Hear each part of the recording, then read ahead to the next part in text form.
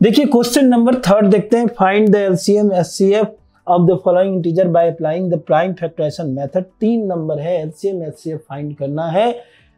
इस वाले पर लास्ट का जो HCF into LCM equal to product of number था, वेरी इंपॉर्टेंट फार्मूला, वो यहाँ पर यूज हो ही नहीं सकता है। 3 के लिए यूज वो नहीं करते हैं, तो जो करेंगे वो बाद में देखा जाएगा, अभी हमारे सिलेबस में नहीं है। तो हम क्या करेंगे, 12, 15 और 21 का सिर्फ एचसीएफ और एलसीएम फाइंड करेंगे, ठीक है। लेकिन प्रोसेस सेम है, 12 है, 15 है एंड 21 है, ठीक है।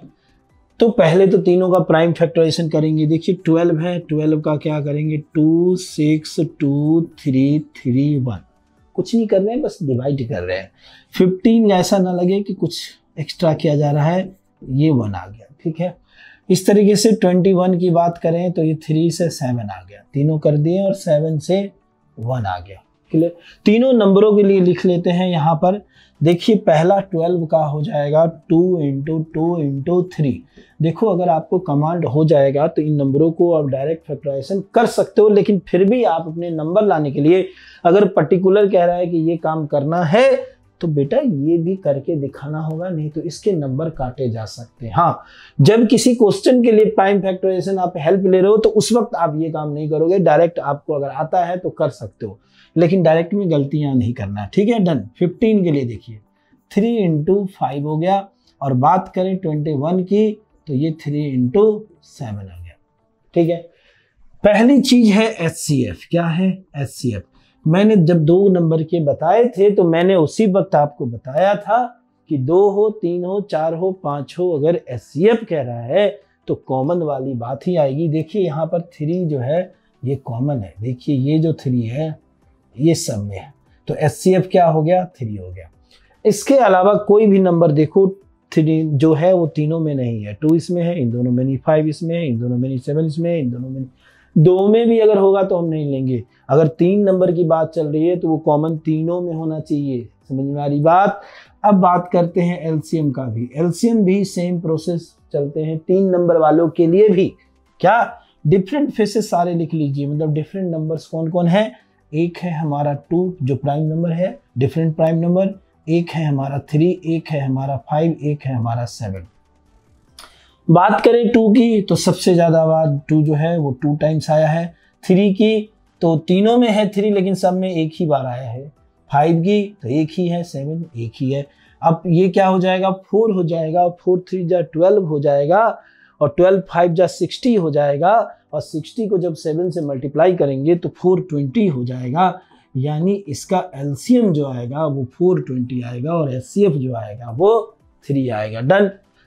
तो इस तरीके से 3 नंबर वालों का भी देख रहे हैं कि बड़ा आसान सा काम चल रहा है बच्चों। सेम प्रोसेस पे चलते हैं 17, 23 और 29 के लिए। 17, 23, 29। 17, 23 एंड 29। बात करें प्राइम फैक्टराइजेशन की तो 17 को सिर्फ 17 से डिवाइड किया जा सकता है, एक प्राइम नंबर है। 23 को सिर्फ 23 से डिवाइड किया जा सकता है, ये भी एक प्राइम नंबर है। और 29 को सिर्फ 29 से डिवाइड किया जा सकता है, ये भी एक प्राइम नंबर है, ठीक है। तो अब बात करते हैं 17 को क्या लिखेंगे, 17 × 1।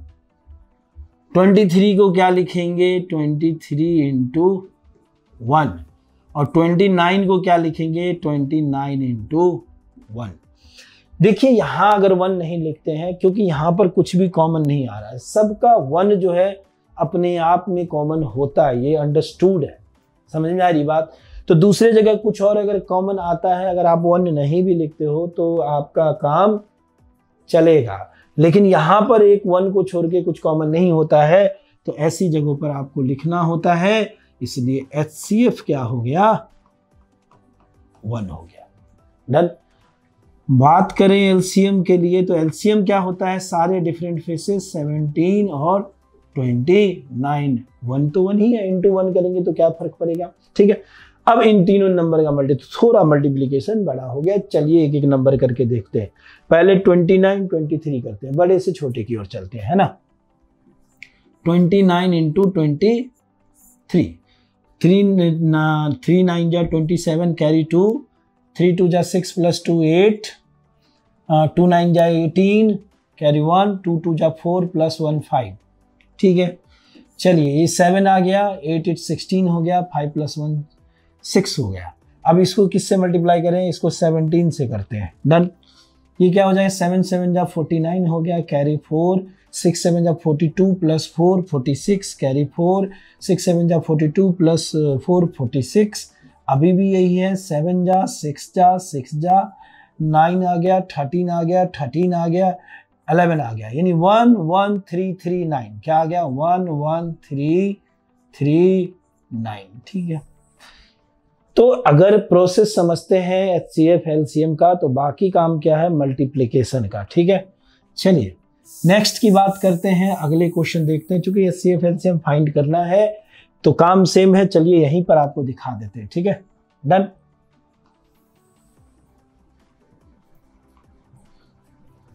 नंबर क्या है हमारा, 8 9 25। क्या है, 8 9 25।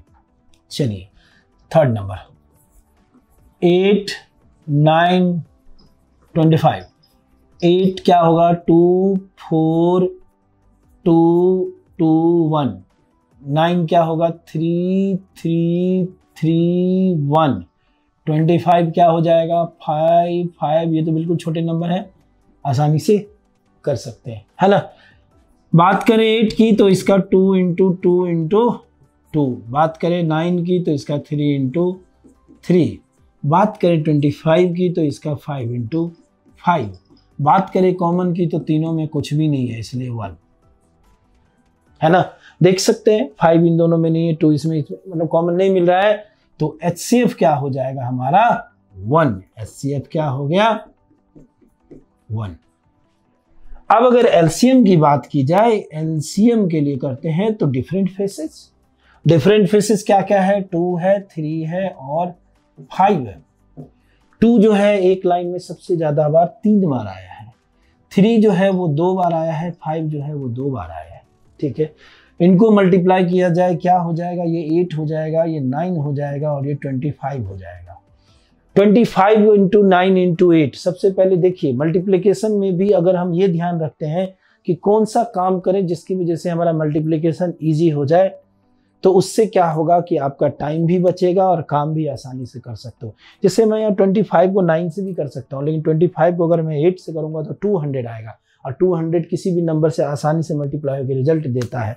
ठीक है, तो 25 8 जा 200 हो गया, और 200 को 9 से करेंगे तो 2 9 जा 18 हो जाएगा, यानी 1800 आंसर आ जाएगा। डन। ठीक है, तो इन चीज़ों का भी ये कैसे होगा, तो जब आप कैलकुलेशन करोगे, मल्टीप्लिकेशन करोगे, तो इन चीज़ों पे ध्यान दोगे, तो 2 4 5 बार ध्यान देते देते ही समझ में आ जाएगा किन नंबरों को किन से पहले मल्टीप्लाई करना चाहिए और किन नंबर को बाद के लिए रखना चाहिए। ठीक है, डन। तो ये HCF और LCM इसका भी हो गया। इसके भी 3 जो पार्ट थे, तीनों हमें काफ़ी इजी लगे, है ना।